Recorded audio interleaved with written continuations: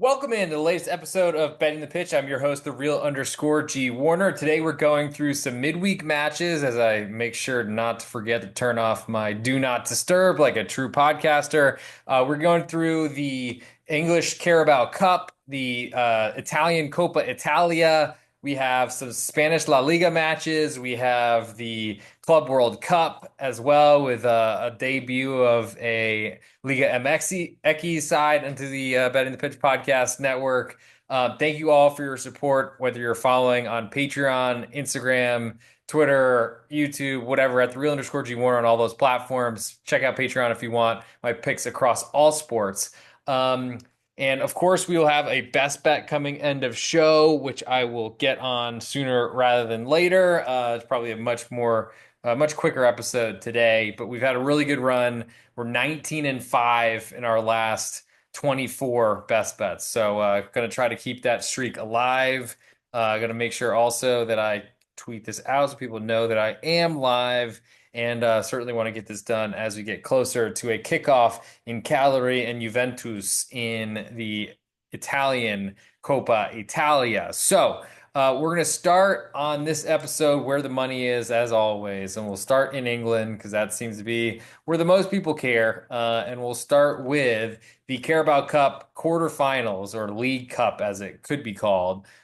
First match we'll go through is Arsenal hosting Crystal Palace. Arsenal, a 1.25 goal favorite at home, more juice in the Crystal Palace side. Totals 2.75, juiced very heavily to under as we speak. From an Arsenal perspective, they are really struggling in the title race right now, coming off a goalless draw at home this weekend. Not great, but certainly happens. And Everton are certainly a side that can deliver one of those type of matchups. Arsenal should be able to bounce back at home against the Crystal Palace side that really struggles on the road. Also, doesn't have much of a goal scoring prowess, to say the least.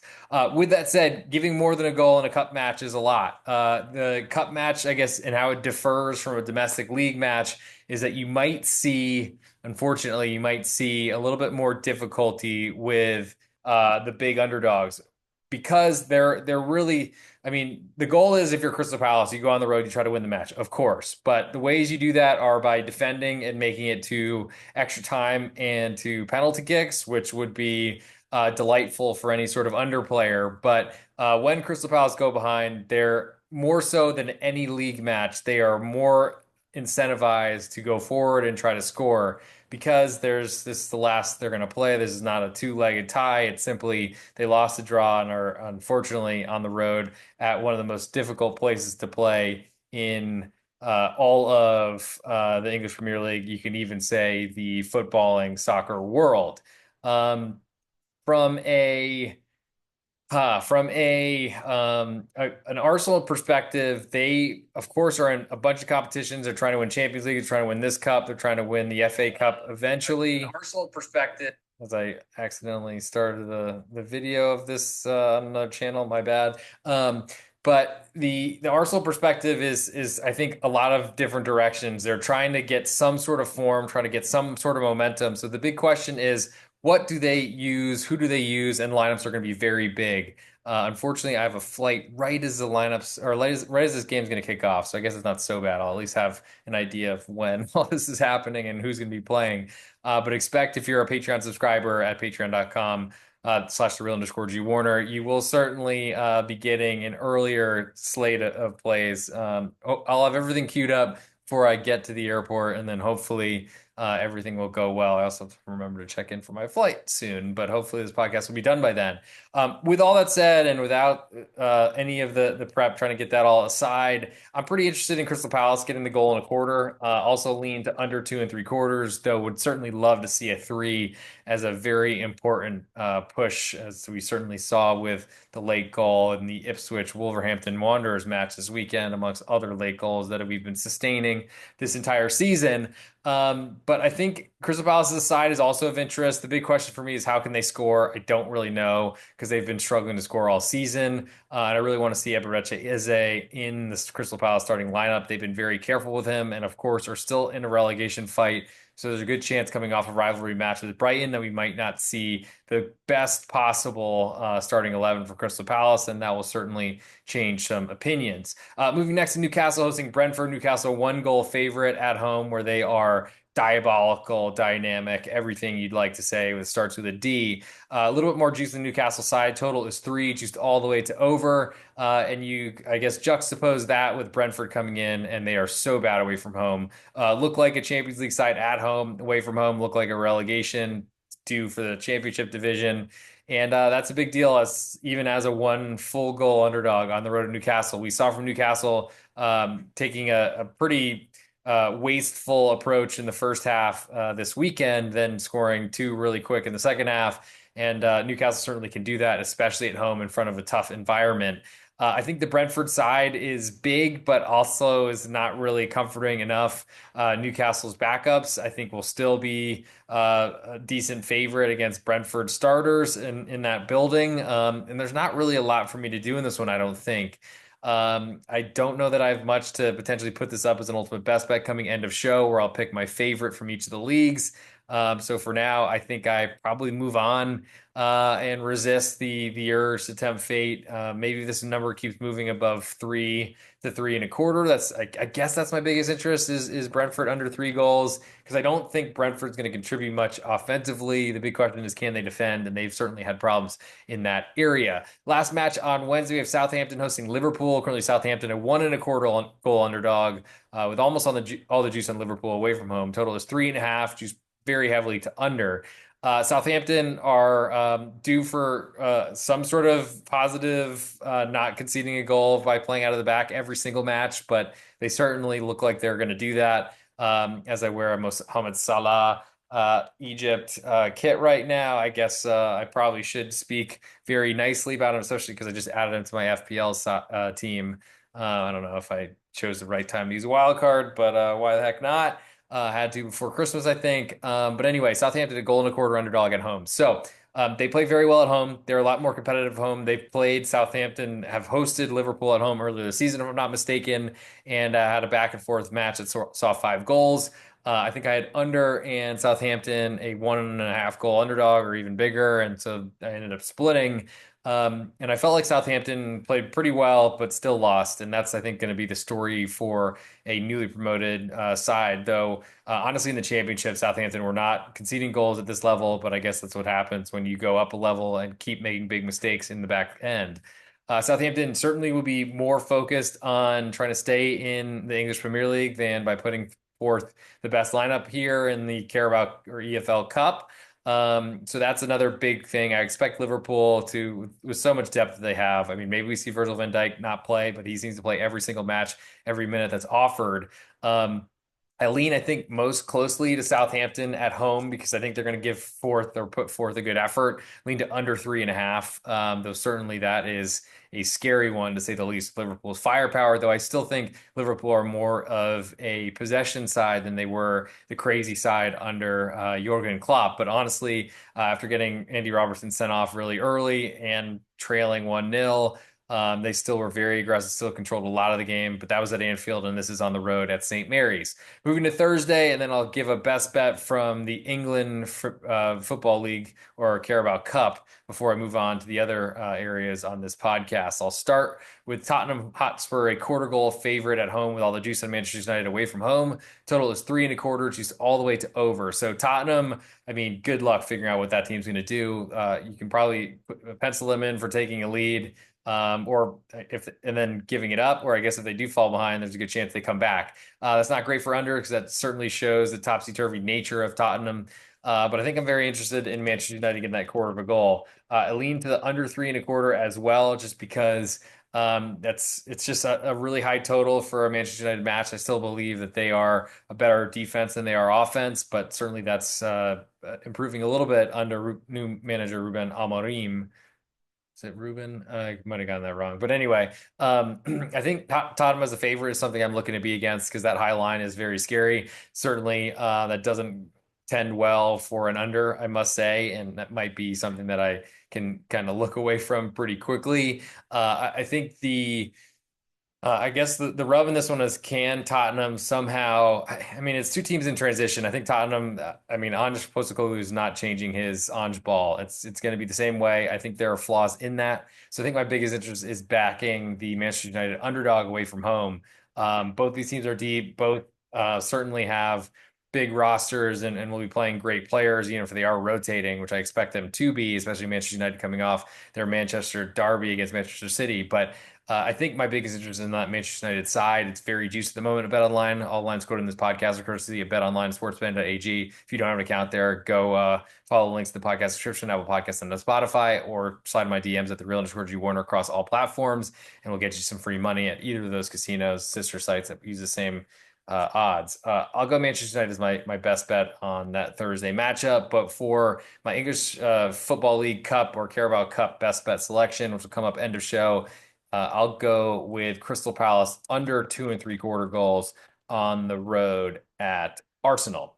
From here, we'll move to today's match, which hopefully you're watching live because this is probably only be relevant for a little while, but then we have a couple more matches to discuss. In Coppa Italia, we'll start with Juventus hosting Cagliari. Currently, Juventus a goal and a half favorite. Juice is split. Total is 2 and 3/4. Juice more to the over right now. And I think one of the rare occasions we can do this is I can actually pull up what the lineups look like, as this podcast is just starting late enough to see them.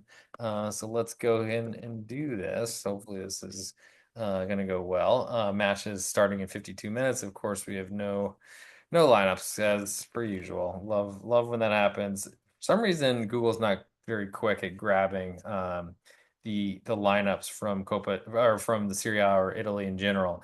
So now we go to the Juventus. This, I guess, a little behind the music. This is how I do it. If I don't have the lineups on Google, we'll go to the team Twitter accounts. Those are usually the quickest to post. So looking at the Juventus lineup, we'll start with Di Gregorio at goalkeeper.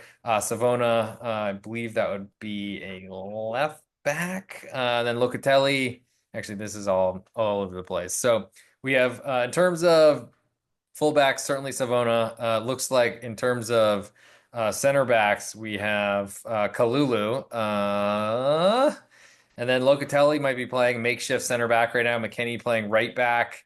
Wow. Coop Miners, Turam, Conceição, Yildiz, Mbagula, and Vlahovic. So every attacker possible. I think that probably speaks to a lot of missing or unavailable defenders. That's probably not great for an under 2 and 3/4 lean because Juventus will certainly have everything they can out there going forward. But they also are a great defense. I don't know necessarily that I'm anywhere afraid of the under 2 and 3/4 because it's a gigantic number, and we certainly have been seeing this number climb in this day, really. So let's see. And this is, I guess, the second half of the round of 16. So, in terms of where this number has moved, so I've seen it as low as 1 1/4, juice very heavily on the calorie side. Now, goal and a half, juice split, and would imagine that it's going to continue to rise. Total was at 2.5 initially, juiced really heavily to over. Now it's 2 and 3/4, and only juiced a little bit right now. So.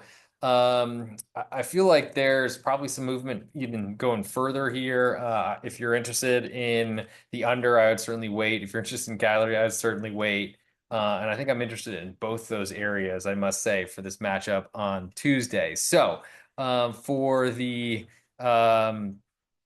Joe Dollar, thank you for coming in the comments. Will I be covering the women's UCL today? It's not on my list. If you want to add another sport, I barely sleep as it is, Joe. If you want me to add another sport on the list, I guess I could, but you might be really testing my lifespan, which if you want to keep hearing my over interests, you might want to keep me alive a little bit longer. So best bets on this Tuesday Coppa Italia matchup. I'll go Cagliari I'm interested in Cagliari getting a goal and a half. I think I like under 2 and 3/4 even more. The Cagliari manager is a defensive firefighter, relegation fighter, finally in from the start of a season. And I expect this to be a bunkered in Cagliari side. So I lean under 2 and 3/4 in this matchup. In terms of for Wednesday, we don't have a match our line yet on BetOnline or Sportsbetting.ag for Inter and Udinese in Coppa Italia, so I guess I can't talk about it yet. But for Wednesday, we have Atalanta and Cesena. I was tempted to say Cessna, like the plane, but Atalanta clearly a big favorite at home, is also in Bergamo. 1 and 3/4 goal favorite with all the juice. Total is 3, juice all the way to over. You could see that cup ties play tight, but Atalanta have not been playing great lately. Had a close win over Cagliari this weekend. Had the disappointing loss at home to Real Madrid in the Champions League as well. I think they probably are out for blood in this matchup. They certainly can rotate, should be rotating for a lower division side, Serie B in Italy that I haven't even heard of before. But I think my biggest interest in that one's probably under 3, but I can't say I feel that strongly about it. Moving last on the Wednesday Coppa Italia card, we have Roma hosting Sampdoria, another interleague matchup as Sampdoria have fallen down to Serie B as well, but did knock out their city rival Genoa in their shared home stadium earlier in this competition. Roma, goal and a half favorite, all the juice on Sampdoria away from home, totals 2 and 3/4, juice more to the over. I just Roma are a fade right now. They've gone through multiple managers, got a big win in the Europa League on Thursday against Braga from Portugal, which was potentially a move in the right direction, but then didn't get much respect from the Serie A market on the road at Como, with Keira Knightley in the crowd going nuts for the Como side as they took a lead and ended up scoring a late goal. If you had under 2 and 1/4, my apologies, but I guess you still would have won with that late, pretty much empty net goal scored as Roma were trying to equalize past the stoppage time mark. I'm used to those though. If anyone knows how those feel, at the real_G Warner on Instagram, Patreon, Twitter, and on YouTube, certainly does. But Roma are now going to bounce back and try to win a Coppa Italia match. They probably will be rotating here because they're playing Europa League and really have to figure out what the heck to do to get back in the running in Serie A. I think Sampdoria are going to be going for this matchup, but they're trying to get back to the big time. So there's probably a good chance it's a battle of backups. I don't love that for backing a Serie B backup side, honestly. It does put some concern in me for under there. But I think it's my biggest interest in this matchup. Besides Sampdoria getting a big price, I think I want to see what their lineup looks like, but I'll lean to under 2 and 3/4 as my best bet in that matchup. We'll now move to, I guess before I get away from here, we'll go favorite bet in um, now $2 just commenting on actresses. You might want to also check in, Joe, if you want to hear about Anne Hathaway as my favorite fake soccer fan. For those of you that might be listening, not watching on video, um, there is a special, I think one of the whatever magazines like People or something like that, where Anne Hathaway came out as a fan of a certain type of sex that I don't think is on the menu for most people in this world. So maybe you know that, maybe you don't, but go check that out if you want some pleasure, quote unquote, pleasure reading. So for the best bet from Coppa Italia, I'll go with that Sampdoria under 2 and 3/4 goals. We might get to 3. I'll certainly be waiting to see that before kickoff on Wednesday. I guess nice. There we go. So maybe you did know. I guess I might as well show that comment too. So we'll move to La Liga in Spain. So there are some midweek matches made up from the tropical, or not tropical storm. It was a flash flood or whatever you call it for Dana in España. But Villarreal, they are hosting Rayo Vallecano. Espanyol will be at Valencia. So two of Valencia sides that are making up matches. We'll start on Wednesday with Villarreal, a half a goal favorite to Rayo Vallecano. More juice in the home team, totals 2.5, juice more to the over. Now, Rayo are a great defensive side coming off a big matchup with Real Madrid this past weekend. I think I think it's tough to come back off of a Real Madrid hosting. That's never a great spot to then go on the road to Villarreal, but Villarreal have been really struggling. They've been conceding a lot of goals. They're a good team and they've got a good manager, but things haven't been going great. I don't know that those sort of things will change. And Rayo, to me, are an Andoni Iraola shop. He has left the club, but one of his assistants has come in and taken over. And Rayo are going to play that same style. So forever I lean to Rayo as an underdog and to their unders because they basically sit deep and try to counterattack. That's great for protecting their defense. And I think also it puts them in a better position to score against a backtracking, usually with numbers or at least even type of numbers as Villarreal Villarreal will be pushing forward to score. The issues in Villarreal, I think, are longstanding around the health of Gerard Moreno, their striker, former Spanish international player, but I don't know if he's ever healthy enough to play for them. So interested in the under and also in the road underdog. To the other match starting and kicking off at the same time, we'll start with Espanyol, a pick'em with all the juice to Valencia. Total is two, juice more to the under. Two sides that are really struggling to stay in the league. Valencia have been a lot better, at least a bigger name, but they are really struggling to score goals. We're a road favorite on Friday at Real Valladolid, who have been losing to everyone. Lost the match straight up and were unable to score. So under and the home underdog hit. Cha-ching. But good start to the weekend on Friday there in La Liga. But I think my interest is in Valencia. If they move to a quarter goal underdog, I don't really want them at a pick 'em right now, though certainly looks like they are trending toward a closing an underdog at Espanyol. I don't trust Espanyol to score goals. They've done a good job on like defending their own corner kicks or opponents' corner kicks and springing counterattacks to score. To me, that's not the best way to do it, and certainly will not keep you in the league. So my biggest interest in that matchup is actually Valencia under 2 goals and nothing really to do because the quarter of a goal is not available. France, we do have a midweek match. So I'll start with that one, which is a makeup for the Trophée des Champions, I believe. It's the Super Cup equivalent, the Continental Shield, whatever we call it, the Super Copa, Super Cup, whatever. Because Monaco and PSG are going to be playing in Doha, Qatar, for a start of the season while everyone else is playing in Liga. There's a Monaco PSG match to for some made up trophy, it seems. But in that matchup, Monaco are at home to PSG. Monaco a half a goal underdog at home. Total is three, juiced all the way to over. Monaco coming off a goalless draw on the road to Reims after a very disappointing collapse late to Arsenal in Champions League. Now they get the biggest club, best club, most highest spenders in town and are only half a goal underdog. I think that's a good sign for Monaco as a half a goal underdog. Total is three, which is a scary number to play any sort of under with both of these clubs. Both Monaco and PSG are known for their goal scoring. Certainly, PSG are the better, bigger club with more talent. But going on the road, I mean, Monaco is not a very scary place to play, but it is certainly not the Parc des Princes where PSG are at their best. I think we've seen PSG really struggle with some of the weaker clubs in Liga, controlling games.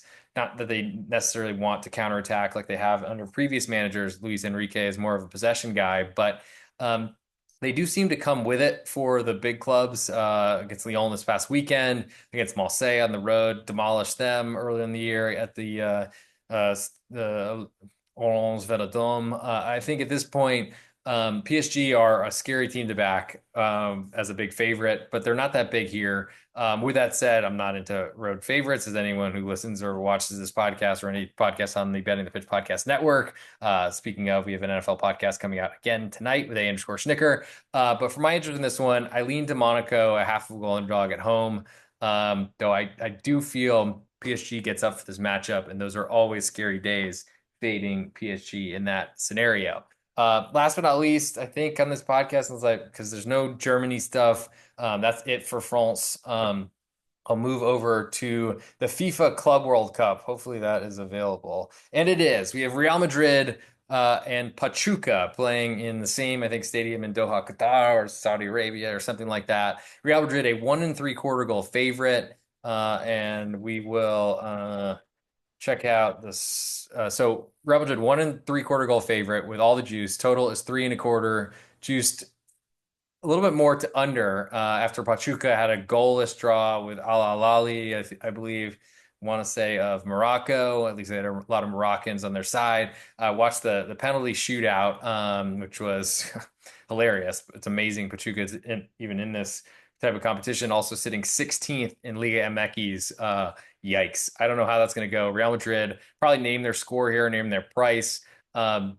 I would imagine if you want to back Pachuca, you probably get 2 goals of insurance coming sooner rather than later. I think my biggest interest in this matchup, though, is the under 3.25. Pachuca are to do everything they can to keep Real Madrid from scoring. I think Real Madrid have had trouble scoring themselves, and I really don't see Pachuca having much of a chance of scoring on Real Madrid. Maybe look for a Pachuca under half of a goal team total. That probably will be expensive, but maybe not so much if the total's at 3.25 and the spread is only 1.75. But certainly very juiced at the moment, on its way to 2. It's almost like BetOnline Sportsbetting.ag want to get some Real Madrid money to hit, which doesn't seem like an intelligent thing to do moving forward. So that, I think, covers all that we're going to do in this midweek version of Betting the Pitch. You can find us wherever you're watching. Of course, you're on Twitter at @the_real_G Warner. Same on YouTube at @the_real_G Warner, and Instagram for the 1 minute ultimate best bet coming end of show. That is all available on same sort of thing on Spotify. Search Betting the Pitch, also on Apple Podcasts, Betting the Pitch there as well. And like I said, A_Snicker and I will be doing NFL tonight. There's at some point going to be a college football podcast coming out at Big East Bend, of course. That's called The Need for Screens. The Need for Seeds college basketball podcast at Big East Bend will be coming out as well, both on the pregame.com podcast network. And we are moving to 2 episodes of the Need for Seeds college basketball podcast coming up very soon, as we get a little bit past the football, I guess, bowl season craze, which is coming sooner rather than later. So it's time for the ultimate best bet. Before we get into it, if you could check out my Patreon, patreon.com/real_G Warner, the best spot for all my plays, leans, right across all sports. And I guess it's time to go through and find a best bet on this one. Hey, this is real_G Warner on Instagram, Patreon, Twitter, and on YouTube. This is the ultimate best bet. I pick my favorite bet from each of the leagues covered on this episode. We went through the EFL Cup, the Coppa Italia, La Liga, Ligue 1 in France, and the FIFA Club World Cup. I smashed them all together with my favorite pick from each of those areas, and then throw out a best bet. We're 19-5 year to date. We're 9-1 last 10, and we're 14-2 last 16. So the streaks have been going. From the English Carabao Cup, I like Crystal Palace under 2.75 goals. Coppa Italia, I like Sampdoria under 2.75. In La Liga in Spain, I like Valencia under 2. In Ligue 1 in France, I like Monaco, a half a goal underdog. And the FIFA Club World Cup, I like Pachuca under 3.25 goals. But for the ultimate best bet on this episode, I'm going to go with that Carabao Cup. Arsenal, Crystal Palace under 2.75 goals. Don't expect a lot of goals, and expect Crystal Palace to play very defensively away from home. That'll do it for this episode. Thank you all for tuning in. We will see you on the next various myriad episodes coming out later today. Thanks for the support as always. And who is Midwest Ben's favorite soccer club? I will pass that along, and we will answer that on the next episode. I'm not going to give him a heads up, Joe. I'm just going to ask him and see if he even knows one. Hopefully he says the Colorado Rapids or the New England Revolution to really get us going with the MLS subscribers. So that's it for this episode. Thank you all. See you soon. And hope you win. Good luck winning some bets.